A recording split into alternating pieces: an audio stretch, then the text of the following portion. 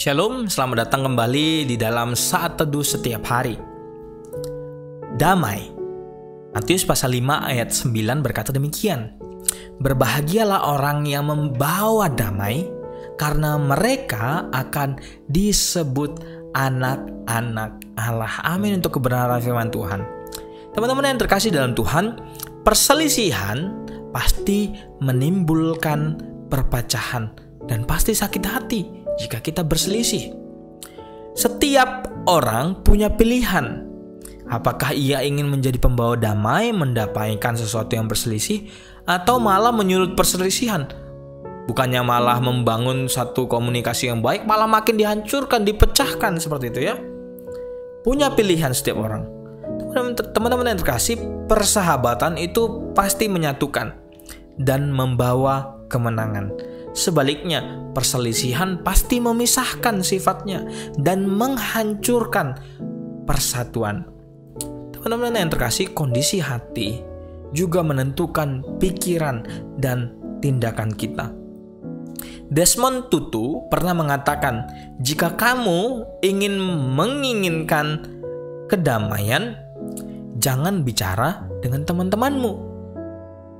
Kamu berbicara kepada musuhmu.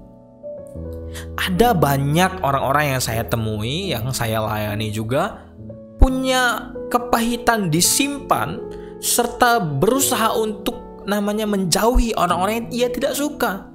Menyimpan sakit hati itu dan berusaha menjauhi orang itu bahkan.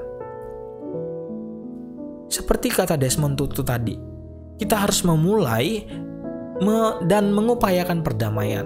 Bukan malah memusuhi, bukan malah meninggalkan orang yang kita tidak sukai, melainkan mulai bicara kepada yang kamu tidak sukai, teman-teman sekalian. Karena Roma pasal 12 berkata demikian di dalam ayat yang 10. Hendaklah kamu saling mengasihi sebagai saudara dan saling mendahului dalam memberi hormat, termasuk memaafkan. Tuhan memberikan dan meninggalkan damai sejahtera di dalam hidup kita sebagai anak-anak Tuhan. Dan seharusnya sebagai anak-anak Tuhan, kita menjadi pembawa damai. Karena Tuhan juga rela memberikan damai. Dahulu kita adalah musuh karena kita di dalam dosa. Tetapi karena kasih-Nya, kita dijadikan dan disebut anak-anak Allah. Bersyukur sama Tuhan. Tuhan mendamaikan kita. Dan sebagai orang-orang yang telah diperdamaikan, teman-teman yang terkasih dalam Tuhan, pada hari ini kita mendengar firman Tuhan. Jadilah pembawa damai. Amin. Jadilah pembawa damai. Kita harus berusaha menjaga kedamaian serta memulihkan yang rusak, yang retak. Bukan malah memecahkan yang retak. Bukan malah menjadikan semakin riuh lagi ke suatu keadaan. Semakin hancur, bukan, melainkan pembawa damai. Itu firman Tuhan bagi kita hari ini.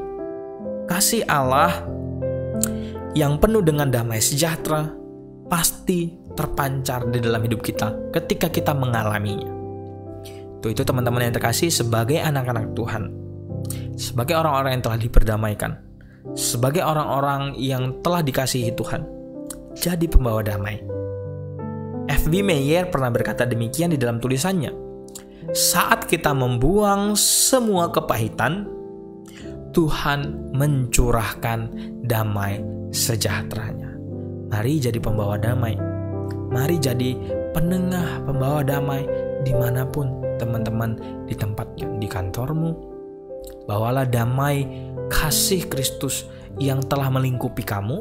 Bawalah damai itu keluar, sehingga orang lain juga bisa merasakan damai yang kamu terima dari Yesus Kristus. Tuhan Yesus memberkati kita semua.